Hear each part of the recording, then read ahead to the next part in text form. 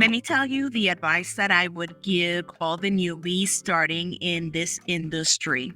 I am not always a proponent of a 4-year education. Case in point, Joanna Gaines. She does not have an interior design degree. You need to network. You need to know the business of the business. College itself does not teach us enough. We come out of college knowing how to flip a pillow and about patterns and about depth and perception, but we do not know how to run a business. So some business classes that you can do on Masterclass or YouTube, that is another way to continue to level up. Even when you're in this industry 27 years, as I have, you will never know everything. So keep an open mind so that you can learn. Everybody has something to teach you.